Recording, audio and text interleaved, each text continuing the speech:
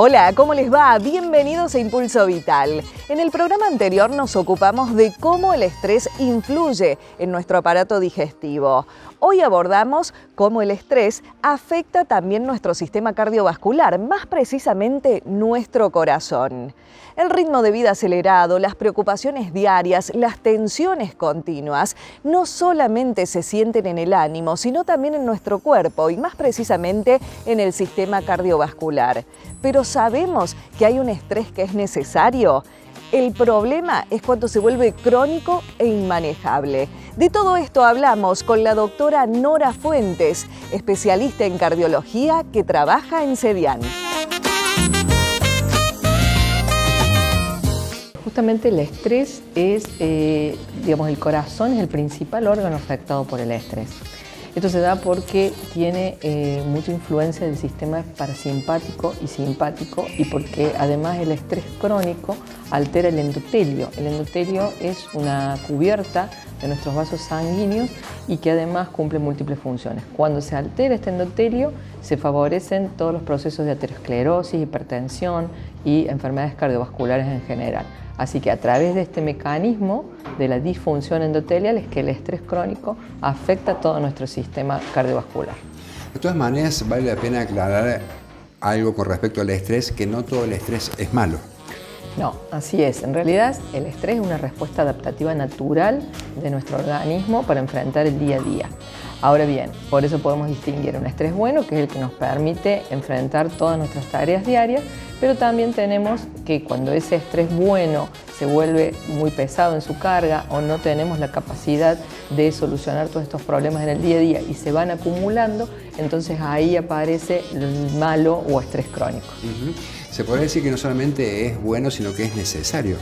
Es necesario, es lo que ha permitido la evolución de la humanidad porque es casi un mecanismo de supervivencia. Si nosotros no tuviéramos estrés y no nos podríamos levantar en la mañana, no podríamos enfrentar un examen, no podríamos enfrentar ninguna cuestión que nos desafiara o que nos retara en el día a día.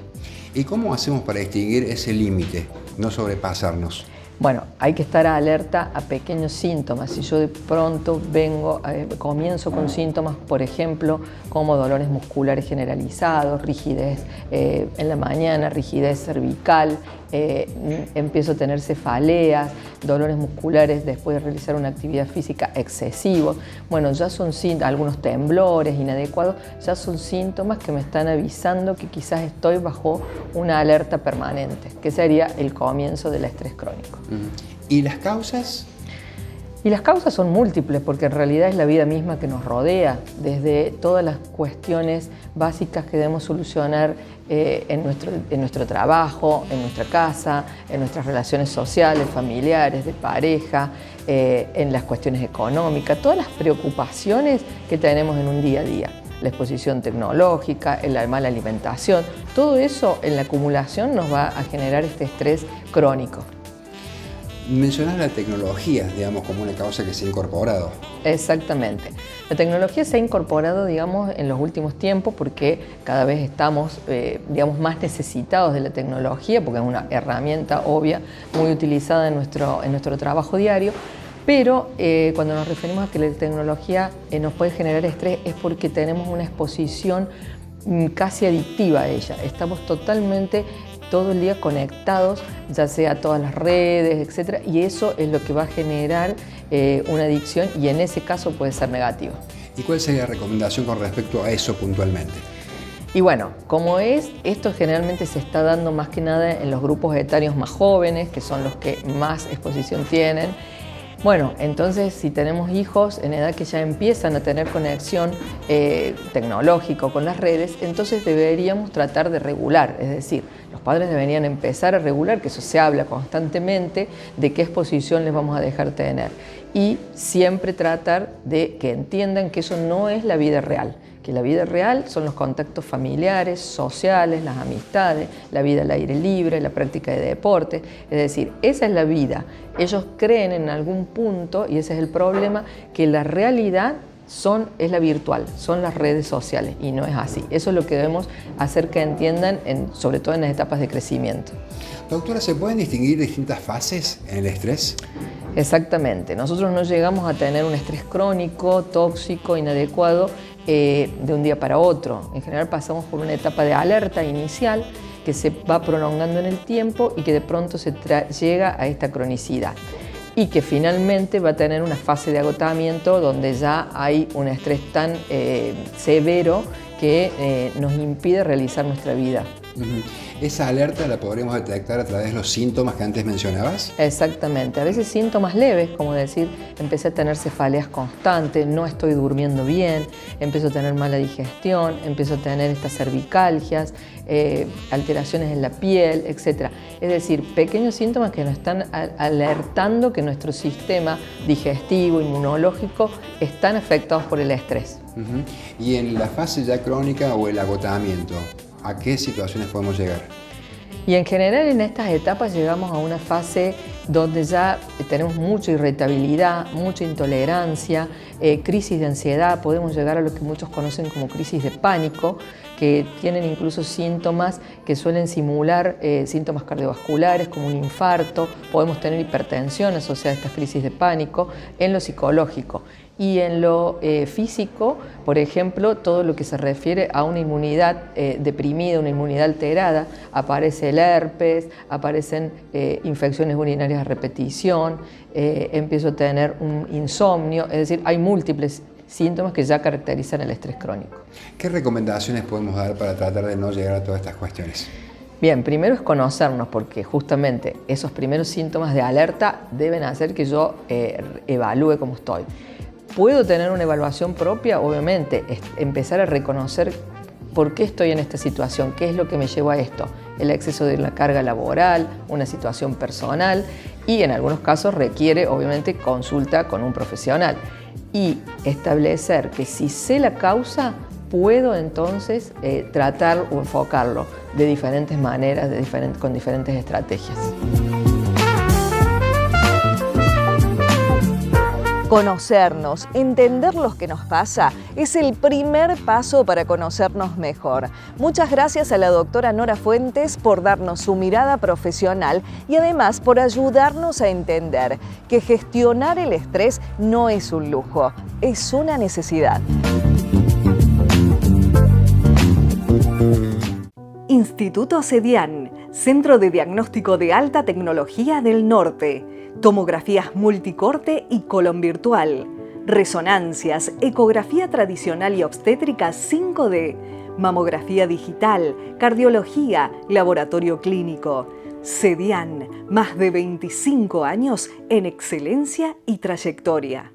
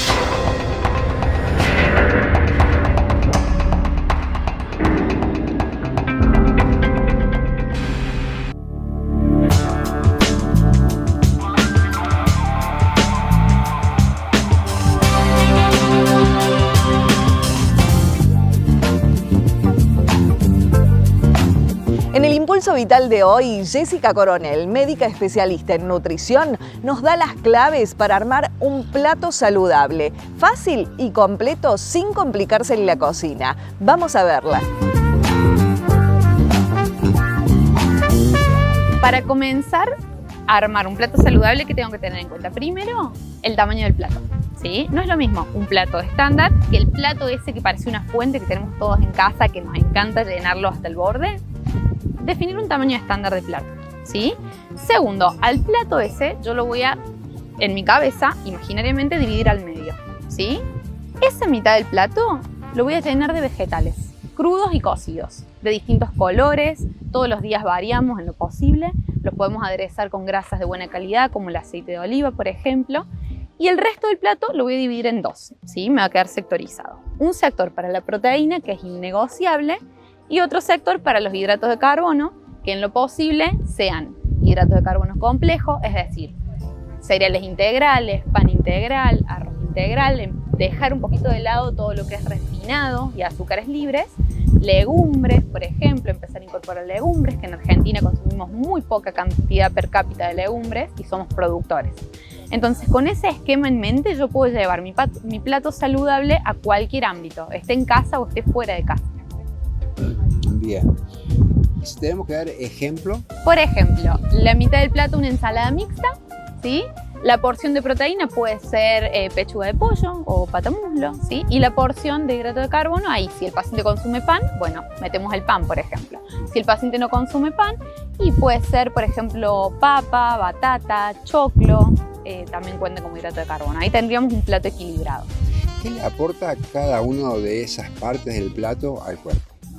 La proteína, que es en lo que por lo menos yo hago mucho hincapié en pacientes, la proteína nos aporta la estructura de nuestro cuerpo, ¿sí? Y son innegociables porque nuestro cuerpo no tiene la capacidad de producirlas per se. En cambio, los hidratos de carbono y las grasas sí. Entonces, la proteína nos va a aportar estructura de nuestros músculos, por ejemplo, de nuestro sistema inmunitario, también participa en múltiples reacciones enzimáticas. La parte de los vegetales nos va a aportar saciedad, nos va a aportar fibra para ayudar a transitar nuestro intestino. La parte del hidrato de carbono nos aporta sobre todo energía, ¿sí? Energía de rápido uso para nuestro cuerpo, ¿sí? Yo cuando digo que la proteína es innegociable, tiene que ver con esto de que no podemos producir proteína y si no podemos producirla, la quemamos de nuestros músculos y de nuestros órganos. En cambio, el hidrato de carbono sí lo puedo dejar de lado porque mi cuerpo tiene la capacidad de producirlo a partir de grasas y de proteínas. Ya lo viste, comer bien no es tan difícil, solo hay que saber combinar y para esto también hay que tener educación.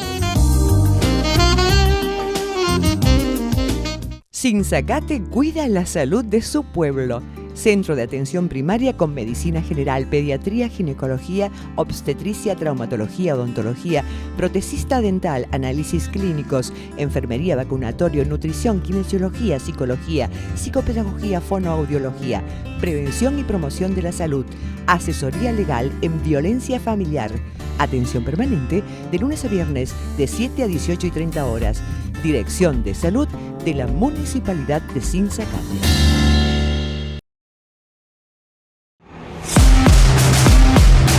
Se viene la 19ª Maratón San Antonio de Padua en Colonia Carolla. Domingo 22 de junio, 10:30 horas, en Avenida San Martín 3720, frente a la Iglesia del 15.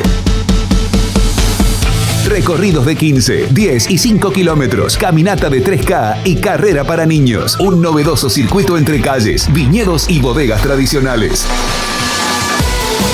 Inscribite hasta el 20 de junio a través del formulario en las redes de la Muni. Viví el deporte, la naturaleza y la cultura carollense en una experiencia inolvidable. Te esperamos. Municipalidad de Colonia Carolla.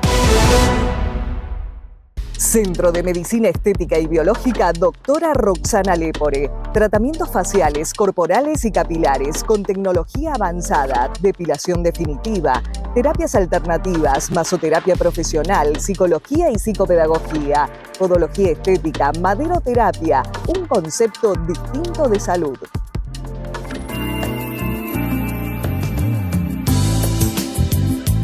En el micro del Centro de Oftalmología Avanzada, su director, el doctor José Luis Bulacio, nos explica qué es la presbicia, por qué aparece con los años y las soluciones que existen.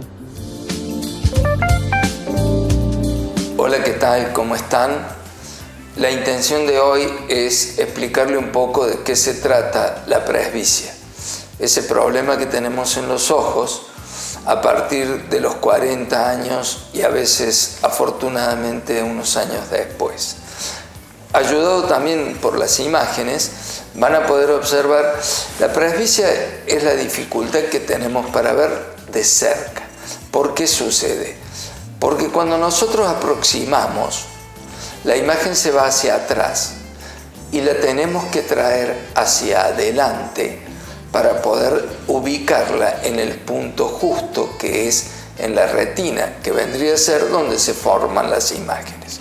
Esto se logra gracias a un movimiento de un músculo, que ahí lo ven en las imágenes rojo, sosteniendo el cristalino que se mueve y se enfoca y desenfoca en función de ese músculo que lo va a permitir, por la elasticidad, ubicar más lejos o más cerca.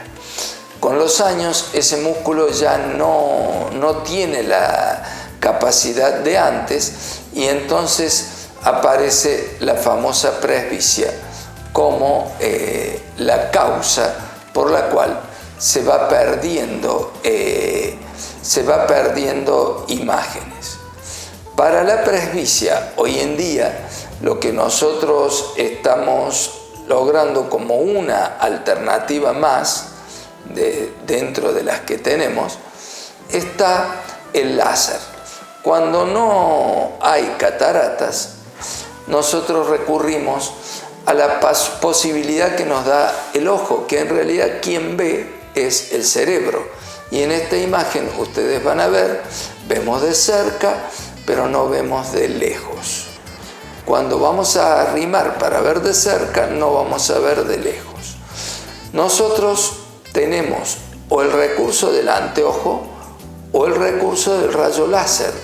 El anteojo, a veces un lente de contacto hace lo del láser. Aquí ven, corrige un ojo y el otro ojo. ¿Cómo los corrige? El cerebro tiene la capacidad de armar la imagen y la va a armar con un ojo que domina sobre el otro. Por ejemplo, podemos tener un ojo que domine como la mano, como los pies o el oído. Todo lo que tenemos doble, siempre hay uno dominante. El ojo dominante va a elegir ver de lejos, mientras que el ojo no dominante, o sea, para un diestro, el que maneja la mano derecha, va a tener que su ojo derecho generalmente es el que ve de lejos o elige principalmente ver de lejos. El ojo izquierdo, en ese caso de una persona derecha, puede ser corregido para ver de cerca.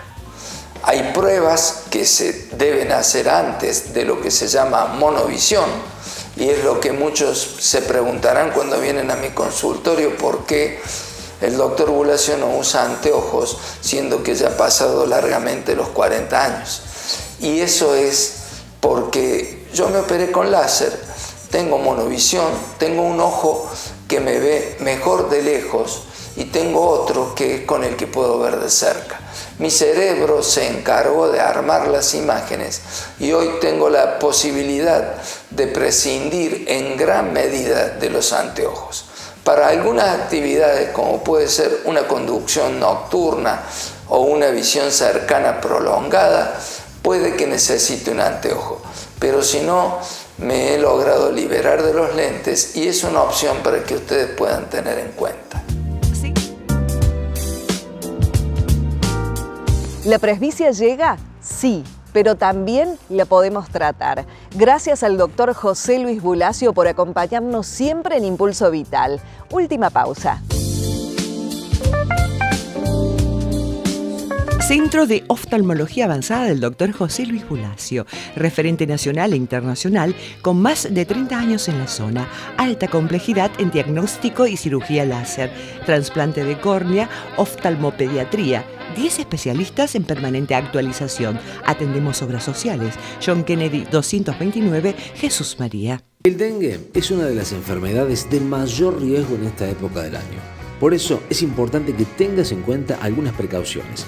En tu hogar tenés que eliminar cualquier reservorio de agua donde puedan crecer las larvas del mosquito Aedes aegypti. Realizar limpieza de patios, floreros y todo elemento en desuso. Es importante desmalezar y limpiar desagües y canaletas donde pueda quedar agua estancada. El dengue se contagia a través de la picadura del mosquito y evitarlo es fundamental. Ante cualquier síntoma de fiebre, dolor de cabeza o dolor muscular, concurrí al médico. Si tenés dudas, podés llamar al 461-139. Es un mensaje de la Municipalidad de Colonia Carolla.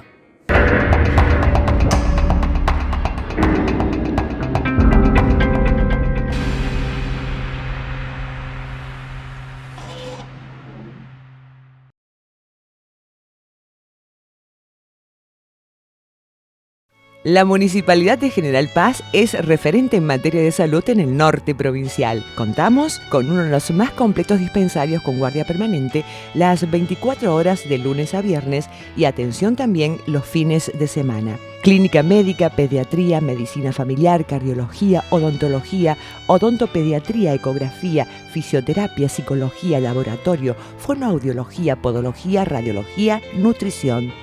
Más de 35 personas, equipamiento de avanzada y 3 ambulancias, una provista para situaciones de urgencia. Municipalidad de General Paz, al servicio de nuestros vecinos.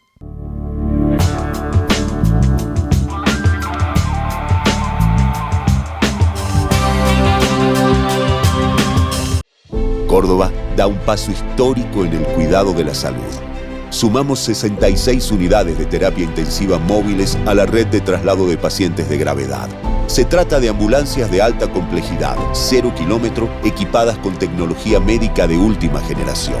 Que frente a una emergencia, cada minuto salva una vida. Y para eso hay que llegar primero, pero llegar con el equipamiento justo. Llegar con unidades dotadas, con el mejor equipamiento posible. Cada unidad está preparada para atender y trasladar pacientes adultos, pediátricos y neonatales en situaciones críticas, conectando hospitales de capital y el interior, acortando distancias y salvando vidas. Todos los hospitales de la provincia, estén en interior de interior o estén en capital, se van con ambulancias nuevas. Córdoba tiene superávit fiscal y lo utiliza como una herramienta al servicio de la comunidad, impulsando inversiones que mejoran la calidad de vida de los cordobeses.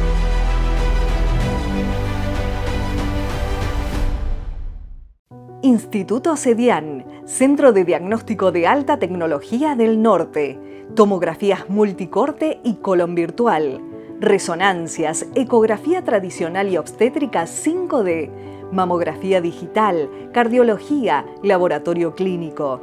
CEDIAN, más de 25 años en excelencia y trayectoria.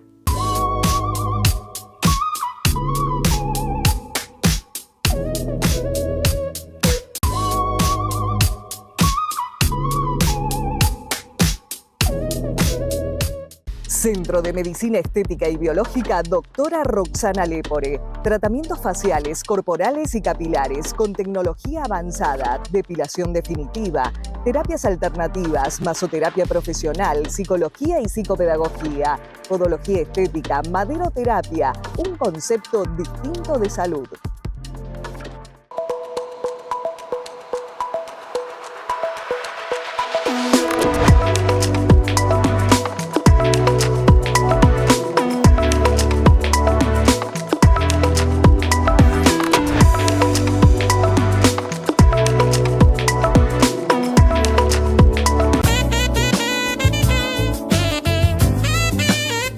En el inicio prácticamente de la temporada alta de las enfermedades respiratorias, la doctora Gabriela Arce nos recuerda la importancia de no automedicarse, cómo utilizar correctamente los antibióticos y el rol crucial que juegan las vacunas en la prevención. Las infecciones virales son autolimitadas. Nosotros podemos hacer un tratamiento sintomático como para pasarlo lo mejor posible durante el proceso. Pero sabemos que es un proceso que se va a resolver solo. En cambio, ya cuando hay una complicación bacteriana o una infección bacteriana, necesitamos de la ayuda del antibiótico para poder curarnos. Y es aquí donde tenemos que decir que es muy importante no recurrir a la automedicación. Porque por una mala medicación, un mal uso de los antibióticos, se ha provocado una importante resistencia a los antibióticos. Ya las bacterias han desarrollado mecanismos, ¿sí?, de resistencia al antibiótico. Ya cuando lucha un antibiótico con la bacteria ya es como más inteligente, tiene más potencia para resistir el efecto del antibiótico. Y desgraciadamente no se han ideado, no se han inventado antibióticos nuevos, ¿sí? Entonces, estamos con una mayor resistencia de las bacterias. Las bacterias son mucho más fuertes para el efecto del mismo antibiótico. Ahí es cuando empezamos a recurrir a la combinación de antibióticos o a aumentar la dosis del antibiótico para poder matar esa bacteria. Y esto se debe a la automedicación, al mal uso del antibiótico en cuanto a cortar los periodos de uso del antibiótico y fundamentalmente cuando uno tiene una infección viral y está tomando antibióticos sin ser necesario. Bueno, muy importante dentro de la prevención es tener un buen estado de salud. Nos basamos en una buena alimentación, una buena hidratación, ¿sí? Ventilar la casa, tratar de estar bien abrigados, ¿sí? Y fundamentalmente como prevención tenemos vacunas. En esta época, muy importante, la vacuna antigripal. Y también la vacuna contra el neumococo, que es la bacteria que provoca la mayor cantidad de infecciones de neumonías y que provoca en los chicos chiquititos sinusitis, otitis y que puede llevar a complicaciones mucho más importantes como la meningitis. La vacuna antigripal tiene indicaciones muy precisas, ¿sí? Durante el embarazo, en cualquier trimestre del embarazo, en los niños que tienen entre 6 y 2 años, ¿sí? En ese caso, la primera vez que se coloca la vacuna hay que colocar 2 dosis de la vacuna, ¿sí? Después, en el caso de los pacientes inmunodeprimidos, en el caso del personal que trabaja con enfermos y en los adultos mayores de 65 años que también están más predispuestos a las complicaciones como consecuencia de la gripe. Y también en las personas que tienen patologías crónicas, como por ejemplo los que tienen cardiopatías, los pacientes asmáticos, los pacientes inmunodeprimidos, los diabéticos, los pacientes que han sido trasplantados. En todos esos pacientes la gripe es un riesgo mucho más importante que para la población general. La vacuna nunca va a hacer mal, ¿sí? Hay toda una mala propaganda en cuanto a los efectos secundarios después de la colocación. Puede provocar una pequeña reacción como si fuera un resfrío, ¿sí? Una pequeña reacción en cuanto a congestión nasal, a veces algún dolor muscular, pero nunca vamos a comparar ese efecto secundario, ese efecto mínimo con los beneficios de haber sido vacunado. Totalmente leve y que se resuelve con un antiinflamatorio y nada más. En las personas alérgicas, debido a su hiperreactividad significa que reaccionan en forma exagerada a los distintos estímulos. Debido a esta hiperreactividad están como más predispuestos a enfermarse y una vez que se enferman toda la sintomatología es mucho más importante.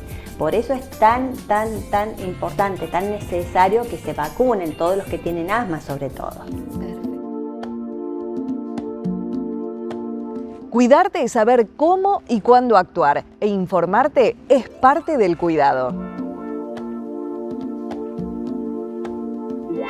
Nuestras vías de contacto, el WhatsApp 3525-551-518. En YouTube estamos como Impulso Vital TV y en las redes sociales, Facebook e Instagram como @Impulso Vital TV.